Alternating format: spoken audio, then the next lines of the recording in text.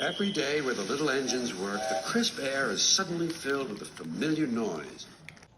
The lakes and mountains have many visitors, and Harold the helicopter flies the sky, making sure that no one is in trouble. All present and correct. Time to return to base. Then Harold noticed something. A sturdy diesel was coming round the mountain. Harold flew lower for a closer inspection. I'm Harold. Who are you? I'm Rusty, replied the diesel. Don't recall seeing you before. What brings you this way? Sir Topham Hatt sent me to help the other engines, huffed Rusty. This was no time for a chat with a helicopter. Well done. Cheers, and keep up the good work. Cheeky chopper, muttered Rusty. Not long now, encouraged the driver. We'll soon be at the top station. Peter, Sam, and Sir Handel were glad to see Rusty. Even so, Sir Handel wouldn't stop grumbling.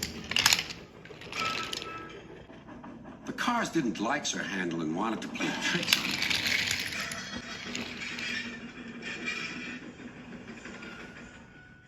No one understands our feelings, sympathized Gordon. Now, if you were ill, you couldn't shunt cars, could you? Good idea, replied Sir Handel. I'll try it. He did so next morning. I don't feel well, he groaned. There wasn't time to examine him, so some of his cars were coupled behind Peter Sam's coaches.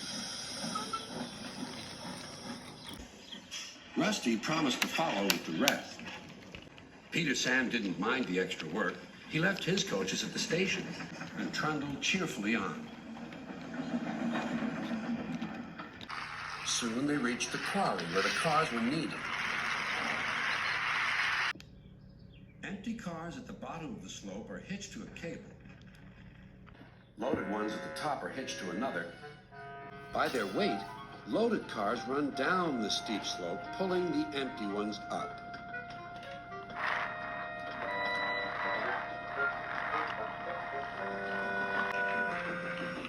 Peter Sam duly waited at the bottom of the slope for the loaded cars.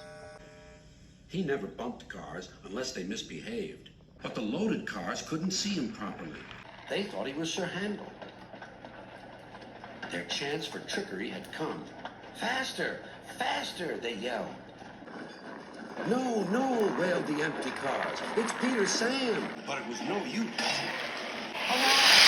Board the cars. Peter Sam shut his eye.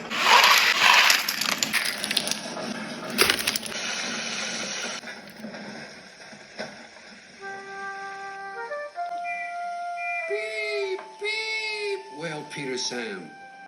Rusty was working nearby and came to help clear up the mess. Bust my buffers, exclaimed Rusty. Never mind, Peter Sam. We'll get you out.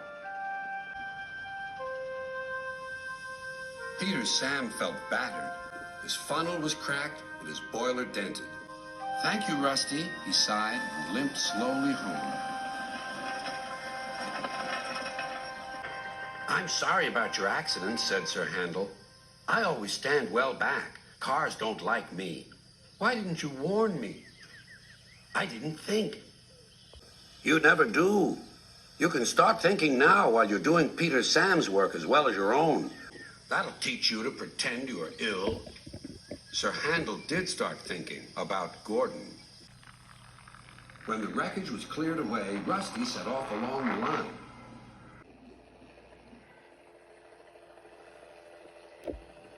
Splendid to see you again, whizzed Harold. I'm completing my evening's lookabout. Well done. Cheers, and keep up the good work. And the little diesel purred back home.